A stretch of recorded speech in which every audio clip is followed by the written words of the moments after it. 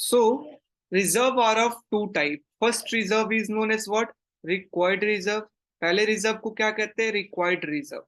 वो रिजर्व क्या होता है? जो आरबीआई बोले बैंक को कि आपको इतना परसेंट रिजर्व रखना ही है, उसे कहते हैं रिक्वायर्ड रिजर्व।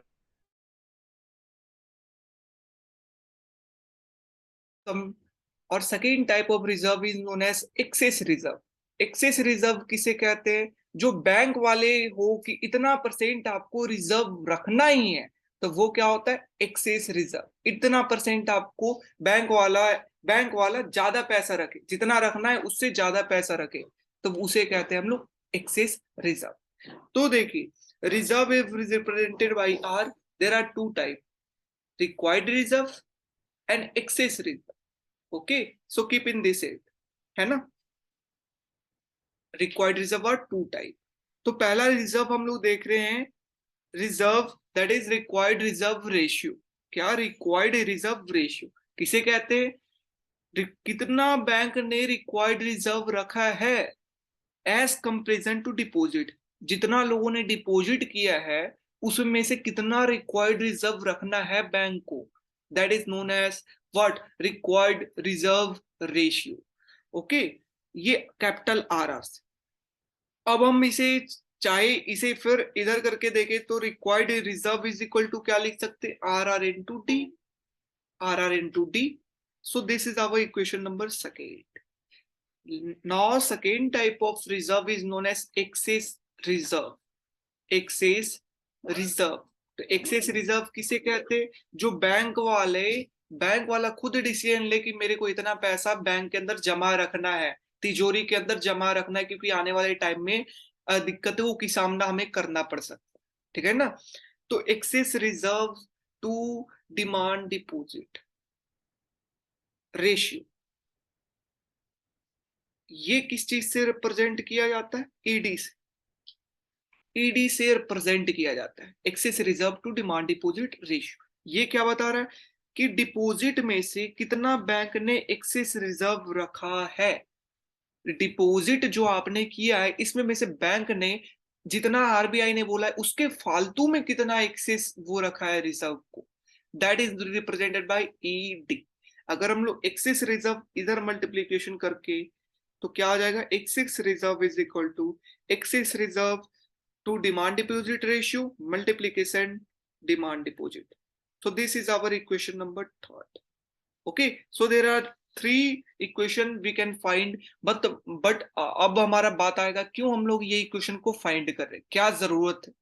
तो जरूरत हम लोगों ने अभी जाना कि जो भैया रिजर्व होता है ना, वो दो तरीके के होते हैं, रिक्वायर्ड रिजर्व और एक्सेस रिजर्व। फाइन। अब रिक्वायर्ड रिजर्व की आपने वैल्यू कितनी निकाल रखी है from equation number second? R R into D. Excess reserve का कितना निकाल रखा है? ED into D. तो अगर हम लोग बात करें क्या आ जाएगा, हम लोग डी को कॉमन अगर निकाल ले तो R R plus ED into D, है ना। तो total reserve is equal to R R plus ED into D. Okay, okay, we know from monetary base, that is monetary base is equal to C plus R। C plus R हमने देखा था कि monetary base की value होता है C plus R, currency और जो reserve bank रखे अपने हाथ में और जो लोग अपने हाथ में पैसा। तो आर आर की तो वैल्यू आपने इस इक्वेशन से यहाँ पे पुट कर सकते हैं, बिल्कुल पुट कर सकते हैं। तो पुट करिए, तो ये हो जाएगा R R plus ED into D. अच्छा, अच्छा, सी का भी आपने कुछ वैल्यू निकाल रखा है? तो हाँ, आपने निकाल रखा है फ्रॉम इक्वेशन नंबर 1। तो क्यों नहीं सी की जगह पे वो वैल्यू रखा जाए? तो क्या बन जाएगा? C D into D.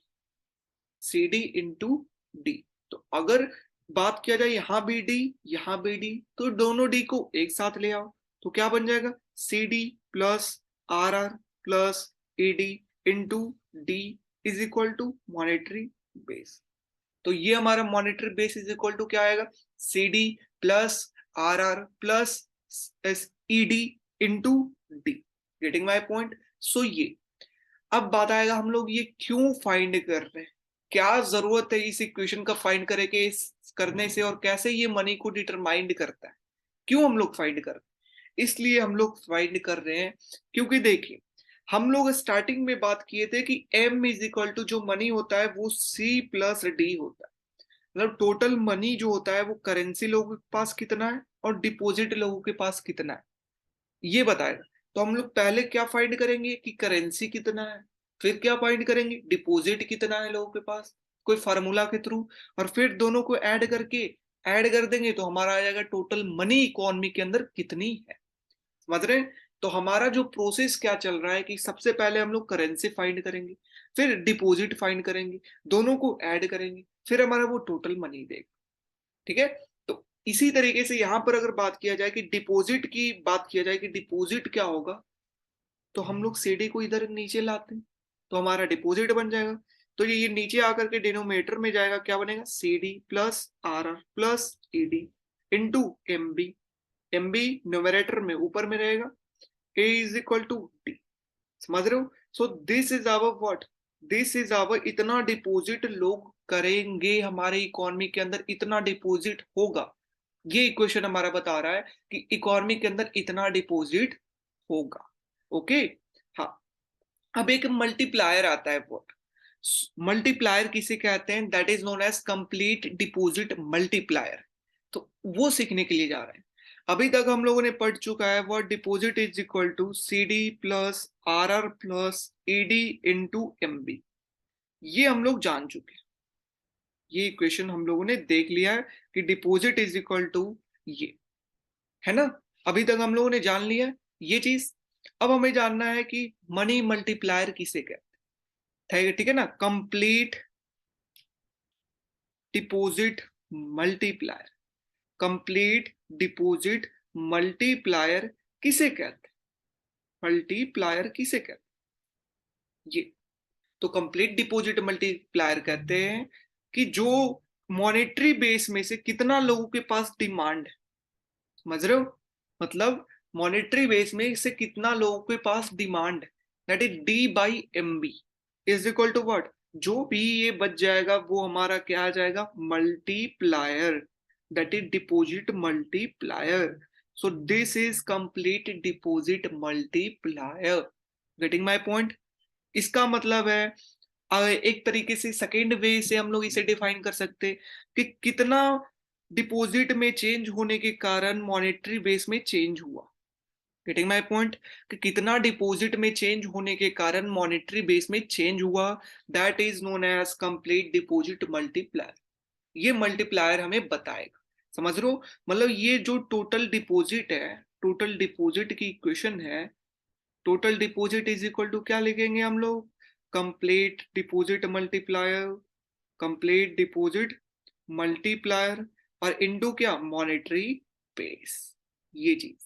Getting my point? तो हमारा डी का तो वैल्यू आ गया, हमें निकालना क्या था, टोटल एम की वैल्यू निकालना, हमको पहुंचना इस पॉइंट पर है। डी का वैल्यू हम लोग यहाँ पे ये पुट कर सकते। अब हम लोग किसको निकालने जाएंगे, सी का वैल्यू। किसको? सी का वैल्यू क्या आएगा, तो सी की वैल्यू की बात करते देखिए, ये जो भी इक्वेशन मैं फाइंड कर रहा हूं इसकी इंपॉर्टेंस आप लोग जानेंगे 10 से 15-20 मिनट के बाद, जब हम लोग न्यूमेरिकल को सॉल्व करेंगे, इसकी क्या प्रैक्टिकल एग्जांपल, ठीक है ना, वो हम लोग 10-15-20 मिनट के बाद हम लोग जान पाएंगे अच्छे तरीके से। तो कंप्लीट डिपॉजिट पार्ट आ गया, अब हमें करेंसी निकालना। कैसे फाइंड होगा currency, we know from what, we know something from currency to demand deposit ratio, we know that is C is equal to CD into what, हमारा what, CD into what, that is CD is equal to C by D। so हम लोग इसे multiplication करके हमारा ये D, we know from what, we know from what this equation हमारा। अब हम लोग क्या करेंगे, इस डी की जगह पे क्यों ना हम ये वैल्यू ला करके पुट कर सकते हैं, पुट कर सकते हैं। तो क्यों नहीं हम इसकी जगह पे वैल्यू पुट करते हैं, डी की जगह पे जो भी वैल्यू है 1/CD plus R R plus E D into M B. हमने क्या किया, कुछ नहीं किया, जो करेंसी टू डिपॉजिट रेशियो था वो इक्वेशन से हम लोगों ने ये equation from equation number first, हम लोगों ने बस डी की वैल्यू जो हम लोगों ने फाइंड कर रखा है उसे हम लोग पुट किए, दैट इज फोर्थ इक्वेशन को हम लोग पुट किए फर्स्ट इक्वेशन के अंदर। तो हमारा क्या बन गया, C is equal to C D, ऊपर में C D plus R R plus E D into M B. तो ये हमारा इक्वेशन आ गया, और ये इक्वेशन हमारा क्या बता रहा है, कंप्लीट करेंसी मल्टीप्लायर। क्या बता रहा है, कंप्लीट करेंसी मल्टीप्लायर। ओके, सो ये हमारा बता रहा है कि इकोनॉमी के अंदर टोटल करेंसी कितनी होगी, ये इक्वेशन, टोटल करेंसी कितनी होगी। और अगर हमें मल्टीप्लायर जानना है तो पिछले प्रोसेस जो मैंने पिछले बार में किया सेम काम यहाँ पर हम लोग क्या करना होगा, नीचे में एमबी से डिवाइड करना होगा। तो बच क्या जाएगा, C D by C D plus R R plus E D, and this is our complete currency multiplier, currency multiplier. समझ रहे, कंप्लीट करेंसी मल्टीप्लायर, तो ये हमारा बनेगा। अच्छा, उसी तरीके से हम लोग पिछले वाले की तरह करेंगे कि मॉनेटरी बेस में चेंज होने के कारण करेंसी में कितना चेंज हो रहा है, that is known as complete currency multiplier. अब हमें C की वैल्यू आ गई, हाँ आ गई, D की वैल्यू आ गई, हाँ आ गई, तो क्यों नहीं C और D की वैल्यू को हम लोग क्या करें, पुट करें जा करके। तो ये C की वैल्यू को यहाँ पे लाके पुट करते हैं। तो अगर हम लोग फाइनल इक्वेशन की बात करते हैं, क्या बनेगा, M is equal to C plus D, we know, चाहे तो करेंसी चाहे तो डिपोजिट। सी की वैल्यू हम लोग निकालना है, C D by C D plus E D plus R R, ये हम लोग फाइंड कर रखे इनटू एम बी। डी की वैल्यू हम लोग फाइंड कर रखे हैं 1/CD plus R R plus E D into M B, ये हम लोगों ने डी की वैल्यू फाइंड कर, दोनों जगह एम बी है, दोनों जगह से एम बी को अगर कॉमन लेते हैं तो क्या बनेगा, C D plus 1, denominator remain same, और ये मल्टीप्लीकेशन में क्या, एम बी। समझ रहे हो, so this is our what, total money. हमारा टोटल मनी स्टॉक इकोनॉमी के अंदर कितना होगा, ये इक्वेशन हमारा बताएगा, that is total money stock in an economy. Getting my point, हाँ। लेकिन अगर हमें मल्टीप्लायर जानना है कि टोटल मनी मल्टीप्लायर क्या होता है, तो क्या करेंगे, जो पीछे करते आ रहे हैं वही करेंगे, दैट इज मॉनेटरी बेस में चेंज होने के कारण मनी के अंदर कितना चेंज हो, वो कौन बताएगा, हमारा मनी मल्टीप्लायर बताएगा। सो दिस इज मनी मल्टीप्लायर। समझ रहे हैं ये चीज, आप चाहे तो यहाँ पे डेल्टा भी लगा सकते हैं। तो ये हमारा 3 इक्वेशन आया, पहला डिपॉजिट का, दूसरा हमारा किसका, करेंसी का, तीसरा मनी का। Getting my point, 3 equation. अब देखिए ये इक्वेशन का इंपॉर्टेंस क्या है, देखिए इक्वेशन का इंपॉर्टेंस है, अगर आरबीआई मार्केट के अंदर 1 लाख रुपए डालती है, 1 लाख रुपए मार्केट में वो दे, ठीक है ना, दैट इज आरबीआई, तो वो 1 लाख रुपए के कारण पूरे इकोनॉमी के अंदर मनी के अंदर कितना बदलाव होगा, है ना। तो नॉर्मल सेंस में अगर बात करें कि 1 लाख रुपया आरबीआई मार्केट के अंदर दे रही है, तो 1 लाख रुपया ही मनी बढ़ेगा, सिंपल लैंग्वेज में, but not. Why, we learn in third semester multiplier. Multiplier, multiplier में हम लोगों ने क्या पढ़ा था कि अगर 1 रुपया मार्केट के अंदर देते हैं तो वो 1 रुपया क्या होता है, दूसरे इंसान के पास वो पैसा जाता है, और इस पैसा में से वो इंसान कुछ कंज्यूम करता है, कुछ खाता है, और वो खर्च जो करता है वो दूसरे इंसान के पास जाएगा। अब कितना जाएगा इसके पास, सी कंज्यूम किया तो सी इंटू 1 जाएगा 1 रुपया में से। अब ये इंसान भी इस पैसे में से कुछ कंज्यूम करेगा, और ये फिर किसी और के पास जाएगा, फिर सी इंटू 1 बनेगा। समझ रहे हो ना, तो ये प्रोसेस चलता रहेगा। मल्टीप्लायर मतलब 1 रुपया आप देते हैं इकोनॉमी के अंदर, तो वो किसी और का इनकम बना, उसमें में से कुछ खाएगा वो किसी और का इनकम बना, वो उसमें में से कुछ खाएगा वो किसी और का इनकम बना, सारे को ऐड करेंगे तो मल्टीप्लायर देगा। हम लोगों ने पढ़ रखा है सेमेस्टर नंबर 3 में। तो मल्टीप्लायर इफेक्ट के कारण 1 रुपया के कारण 1 रुपया ही इकोनॉमी के अंदर नहीं बढ़ती, 1 रुपया से ज्यादा बढ़ती। उसी तरीके से वही यहाँ पे जानना है कि आरबीआई ने अगर 1 लाख रुपया दिया तो कितना टोटल मनी में चेंज आएगा। टोटल मनी के अंदर कितना चेंज आएगा वो हमें जानना है। तो हम लोग क्या करेंगे, टोटल जो करेंसी, टोटल करेंसी हम लोग निकालेंगे, टोटल डिपॉजिट हम लोग निकालेंगे, और दोनों को ऐड करके टोटल मनी हम लोग निकाल लेंगे। अगर आप चाहे तो डायरेक्ट इस इक्वेशन को भी पुट करके डायरेक्ट आप टोटल मनी निकाल सकते हैं। गेटिंग माय पॉइंट, कि कितना 1 लाख रुपए के कारण कितना इकोनॉमी के अंदर मनी हमारा चेंज करेगा। तो ये बात, okay.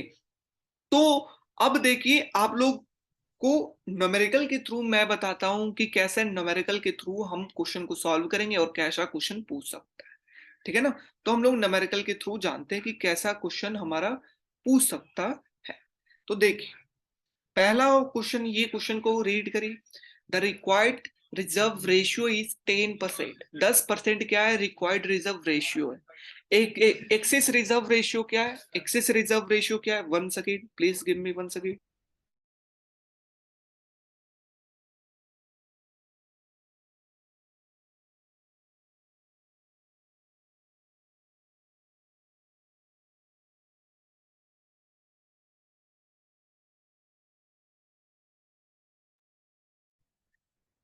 So required reserve ratio कितना है, 10% दिया हुआ है। इसका मतलब क्या, आरआर की वैल्यू कितनी है, 10% की। एक्सेस रिजर्व कितना है, 0। तो एक्सेस रिजर्व रेशियो मतलब ईडी की वैल्यू कितना दे रखी है, 0। और क्या, public desire to holding currency, currency hold करने का जो रेशियो है वो कितना दे रखा है, 5% ऑफ द डिपॉजिट। आपको समझना होगा कि करेंसी ऑफ डिपॉजिट मतलब C/D, मतलब CD की वैल्यू दे रखी है 5%। आपको ये चीजें समझना होगा, समझ रहे ना, कि CD का कितना वैल्यू है, RR का कितना है, AD का कितना है, ठीक है। इसके बाद क्या बोला, if open market purchase of 2.5 lakh, ठीक है ना, $2.5 लाख की ओपन मार्केट परचेस, मतलब आरबीआई ने बॉन्ड को परचेस किया और पैसा मार्केट के अंदर दिया। इसका मतलब ये, तो पैसा कितना आरबीआई दे रही है, 2.5 लाख। तो मॉनेटरी बेस हमारा कितना होगा, $2.5 लाख। समझ रहे हैं, तो ये हमारा मॉनेटरी बेस। तो बोला है what will be happen to the total banking system deposit, total banking system deposit पे क्या ये इफेक्ट पहुंचाएगा।